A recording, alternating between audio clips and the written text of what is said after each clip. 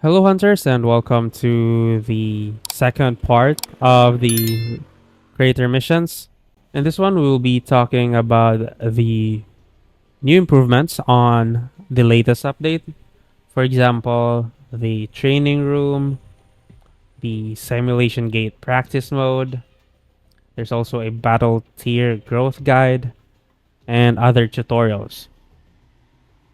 So, yeah, let's get right into it. Okay, hold on. Let's try to draw first. Hopefully we don't lose the 50-15 here.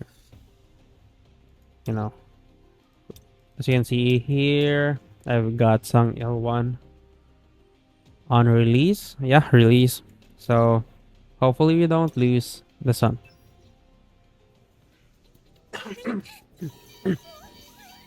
All right, nice.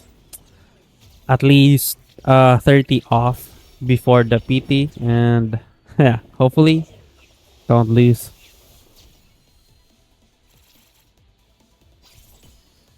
Okay.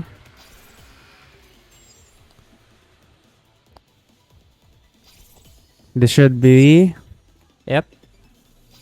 Okay, this one. Sang L1, please.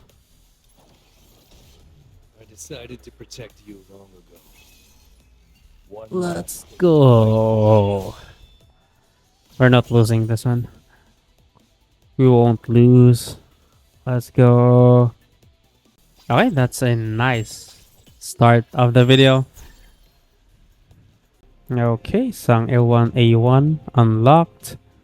Alright, let's proceed to the main topic.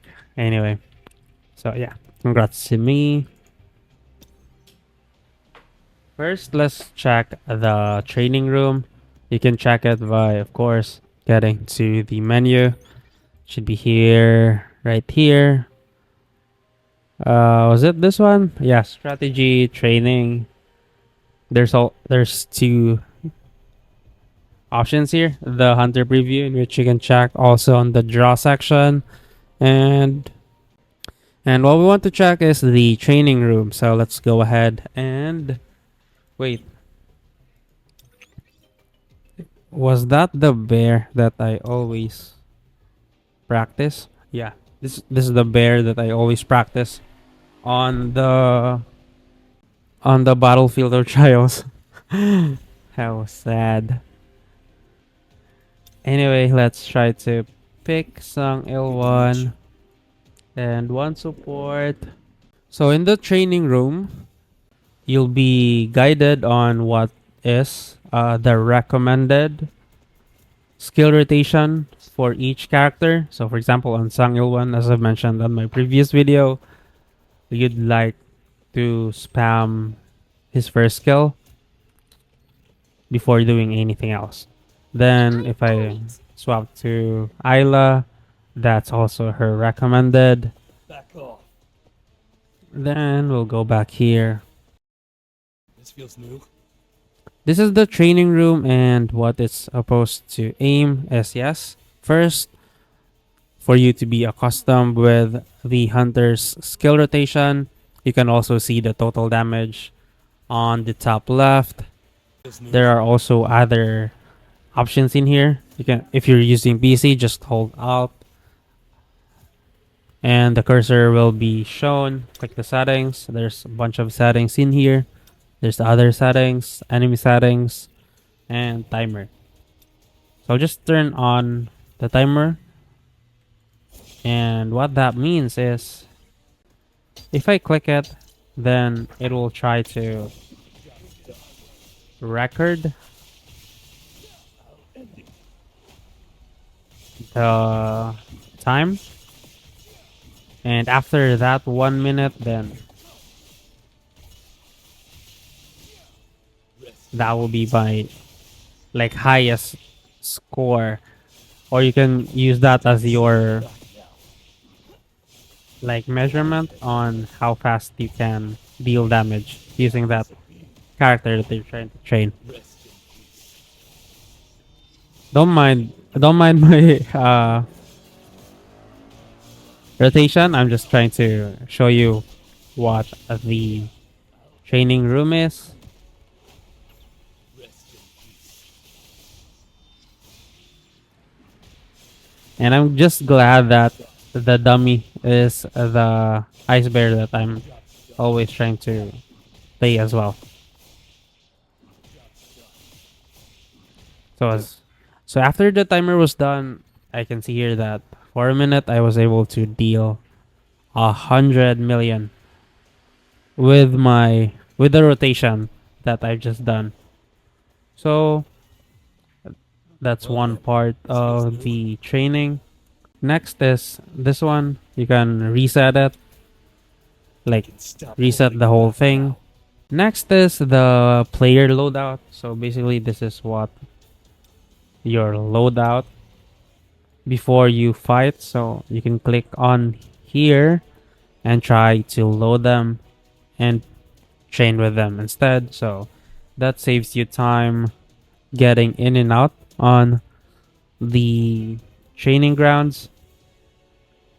Then lastly is this one, which this will enable the bot. Okay, I remember this is not Sangjina. Anyway, there's that. So if you'd like to Rest in practice your dodging, then you can stop holding you back. definitely, or you're always welcome to turn it on. But if you just want to check your damage, then, turn off the bot. And yeah, that's it for this training grounds, I need to clear my or mind and what focus. they call the training room. Alright, now next let's talk about the battle tier. So the battle tier is responsible for a lot of things you can do on the game. So the higher the battle tier you have, the higher the content you can attempt to clear. Especially on the time limited events, like for example the Cartenon Temple. So if you have lower battle tiers, then you can't try to challenge the highest level on it. There are a few ways, or let's say a lot of ways, to increase your battle tier. The first one is, of course, trying to push the total power of your hunters and, of course, Sangjinu. In here, I can see the total power info that calculates to my max total power. It is the combination of Sangjinu, my top 3 hunters, my armory of shadows, or the shadows section here, then your weapon armory and your remnant power. And what's very nice is, for example, you are out of options on what else to level up, or to push your hunters. You can always check here on the hunter side. You can see here every hunters you have. Let's just try to say an example for my Mirai. Not my Mirai, they already have this badge.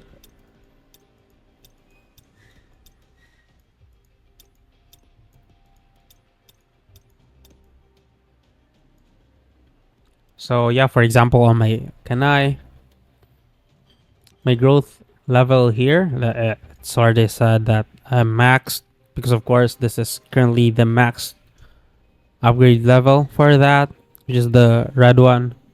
Then on my skill, 75%. And they've also included a skill level up recommendation if you still haven't figured out what to max.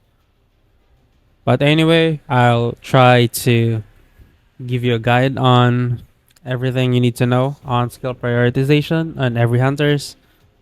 So yeah, check it out soon. So that's the basic one. On the weapon, we can also check in here. I'm also just, I think, let's say 80%, 75%, because I'm still at level 100 weapon for her, and it's still like A6. So if I push this to A10 and let's say 120, I think was the max for now. So this should be also taken a little bit further. I've leveled it up into level 120. Let's see if that bar actually moved. I don't think it moved at all. So maybe this one will move more if you do an advancement instead. Anyway, make sure to check this section on the battle tier because this will help you a lot on what items you are missing on your hunters to further improve their total power. Now on the artifacts, it says in here that my growth level is maxed as well, but the recommended is kind of different on what I have. So yeah, basically I haven't updated this or most like all of my hunters for a few months now, but yeah, seeing the growth level here, it seems like this is based mostly on just trying to max everything. So even if I put like support items here, support artifacts, as long as they're like level 100, no, I mean plus 20, then it might be able to consider it as maxed as well. So take note of that. Now on the core, it says here that I'm at least less than 100%. This is because I've used cores. They're already 10, but the percentage is still nowhere near 100. So if I'll check with Mirai, that at least have one maxed. So it's more than 50% compared to Kanai. So yeah, they're kind of similar. Then Goto somewhere in the middle. So yeah, there's that. And you just try to do it on every single one, or let's just say on your top 3 to further push your power. You can also see in here the bottom of the level the max total power and your next goal. And for me, I'm just 8% short to the next goal. So I think I can just uh, put more on the gems. I mean, upgrade my gems to further increase the total power of my army of shadows. And also Sanjino, I haven't updated him for like at least 2 months. No, 3, 4. I don't think I've got his other. Yep, I still haven't got this. I need to work on my story. So if I do that, I'm pretty sure I can reach 60 after it. So yeah, I'll do it offline. Anyway, that's it for this quick update on the improvements on the latest update.